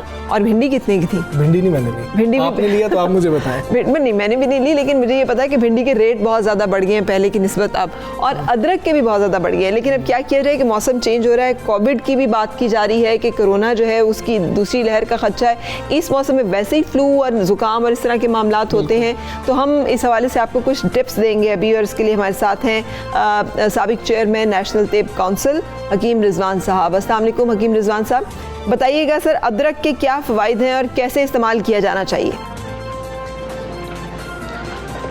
देखिए, अदरक जो है ना, ये हंडिया में तो हम लोग इस्तेमाल करते हैं, अरबी में इसको जंजीबील कहते हैं और इंग्लिश में इसको जिंजर कहते हैं। और जब इसको खुश कर लेते हैं, सूख जाता है, फिर इसको हम सूंड कहते हैं। सूंड पंजाबी में और या सूंड उर्दू में। ठीक है। और सूंड की शक्ल में फिर हर्बल मेडिसिन में इस्तेमाल होता है। ये एक पौधे की जड़ है। इस सफ़ेद रंग का अदरक जो है ये फार्मी अदरक होता है, इसको काटने में भी ज़रा आसानी होती है। और जो ब्राउन रंग का अदरक है वो देसी अदरक है, उसको काटने में भी ज़रा मुश्किल पेश आती है। इसमें इसका मजाज जो है गर्म और खुश्क है, दूसरे दर्जे का गर्म और पहले दर्जे का खुश्क है इसका मजाज। और ये जो है सर्दियों में ख़ास तौर पे इसका इस्तेमाल हंडिया में जो हम इस्तेमाल करते हैं वो हंडिया के जायके के लिए, हंडिया में लिज्जत आती है। और बादी जिस्म वो जो गोश्त का या गोभी में डालते हैं उसका बादीपन मारता है। लेकिन इसको कुछ कामों में भी तो इस्तेमाल किया जाता है, नज़ला ज़ुकाम से बचाव के लिए, ये जैसे कोविड है। जी बिल्कुल, कोविड में भी इसको हमने बहुत इस्तेमाल कराया, लोगों को इसको हमने गाइड किया है। इसका जो अदरक और बड़ी इलायची और दालचीनी का कावा, ये पट्ठों को ताकत देता है, असाब को ताकत देता है और इम्यून सिस्टम को स्ट्रॉन्ग करता है। और अदरक को सैलड के तौर पर इस्तेमाल किया जाए तब भी उसको इम्यूनिटी को स्ट्रॉन्ग करता है ये। और अदरक को मुख्तलिफ चीज़ों में, जैसे जोड़ों की दर्दें हैं और उसमें तिलों के तेल में इसको सूंठ को 100 ग्राम सूंठ और 300 ml तिलों का तेल उसमें हल्की आंच पे पका लिया जाए 15 से 20 मिनट, उसको फिल्टर करके रख लें। जोड़ों के दर्द के लिए, अंदरूनी चोटों के लिए, पट्ठों की ताकत के लिए, असाबी ताकत के लिए इसका मसाज जो है वो बेहतरीन चीज़ है। ख़ास तौर पे ख़वातीन जो एड़ियों की दर्द बताती हैं, रात सोते वक्त एड़ियों पे उसका मसाज करके ऊपर कॉटन की सॉक्स पहन लें तो एड़ियों का दर्द उससे जाता रहता है। फिर अदरक का पानी, ताज़ा अदरक का पानी 1 चम्मच और अदरक गुलाब सब बता दीजिएगा। किस हवाले से? दूध और चाय में भी इसका इस्तेमाल किया जाता है गले। अदरक वाली चाय बहुत आजकल जो है वो पी जाती है, लोग मसाले वाली चाय के नाम से बड़े शौक से पीते हैं। अदरक के तो अभी तो इसके टी बैग भी इसके आ गए हैं। टी बैग के तौर पे जो लोग कहवा पीते हैं, अगर अदरक का वो सूंठ का जो टी बैग मिलते हैं मार्केट में, उसका अगर टी बैग इस्तेमाल करें कहवे के तौर पे वो ज़्यादा बेहतर है। और फिर अदरक को जो है ना इसके कोविड के हवाले से दिन में कम से कम 2 दफ़ा आधी इंच का टुकड़ा अदरक का, बेशक वो ताज़ा अदरक ले लें या सूंठ की शक्ल में ले लें, उसको ज़रा बारीक जो दरबड़ सा करके कूट के हल्का सा उसका कावा बना के पिया जाए सुबह और शाम 2 टाइम उसके लिए। फिर अदरक का कावा जो है ना ये टीबी के लिए बड़ा अच्छा है। टीबी के जो मराज हैं, जो मरीज़ है वो उसका इस्तेमाल करे 2 दफ़ा दिन में। फिर अदरक की चटनी बनाई जा सकती है, उसमें उसको जायका बेहतर करने के लिए उसमें थोड़ी सब्ज़ इलायची डाल लें, उसका जायका अच्छा हो जाए, क्योंकि इसका जायका बड़ा तेज़ होता है और खुशबू भी इसकी तेज़ है, तो उसको माइल्ड करने के लिए और मुफर्रब भी बन हो जाती है। फिर इसको शहद में मिला लें, अगर सूंठ को बारीक पीस के शहद में मिला के इसको चाट लिया जाए 1/4 चम्मच सुबह और 1/4 चम्मच शाम, तो गले की सोजिश के लिए, गलों की दर्दों के लिए, गले की किसी भी किस्म की जो तकलीफ है उसको ये दूर करता है। और अदरक का पानी और लहसुन का पानी और जो नींबू का पानी और जो कम्बिनेशन लोग इस्तेमाल करते हैं दिल की शरियानों को खोलने के लिए, उसमें शहद मिला के जो इस्तेमाल करते हैं 1 चम्मच सुबह 1 चम्मच शाम नीम गर्म पानी में, वो तो एक बड़ा कॉमन सा एक नुस्खा बड़ा कॉमन हो गया, वो दिल की शरियानों को खोलता है। और अदरक का कावा इनफैक्ट खुद भी अकेला भी जो है दिल की शरियानों खोलने के लिए हेल्पफुल है। और उसके साथ साथ दौरान खून आजकल अक्सर सुनने में आता है, ख़वातीन या मर्द कहते हैं मेरा बाजू सो गया, मेरी टांग सो गई या पैर सो गया, वो दौरान खून की कमी होती है। तो अदरक का कावा पीने से दौरान खून आपका ठीक रहेगा। और वो जो बिल्कुल ठीक है, खास फ़वाइद हैं। हकीम साहब हमारे साथ शेयर कर रहे थे। रिजवान साहब बहुत शुक्रिया, थैंक यू वेरी मच। बिल्कुल बिल्कुल। अच्छा, अब जो हमने क्लोजिंग की तरफ चलना है और एक बहुत अहम बात जो है वो आपसे हम करना चाहेंगे कि रेस्क्यू 1122 का जो डेटा शेयर हुआ है, वो इससे पहले कि हम वो बात करें, वो डेटा जो है वो बहुत अलार्मिंग है।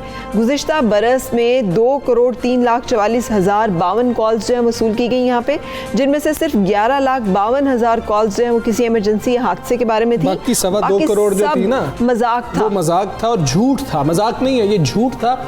और वो इदारा फरा जो इतनी हेल्प करता है और उसका रिस्पॉन्स टाइम इतना बेहतरीन है, उसको ऐसी कॉल्स 90% कॉलेज जाली थी। अब फिर हम कल को वो ना पहुंचे किसी जगह पे तो फिर हम उनके ऊपर इल्ज़ाम लगाएंगे कि जी वो पहुंचे नहीं, आग लग गई, खुदा ना खास्ता कहीं हादसा हो गया, जान किसी की जा सकती है, ये बचाई जा सकती है बर वक्त वहाँ पहुँचने से।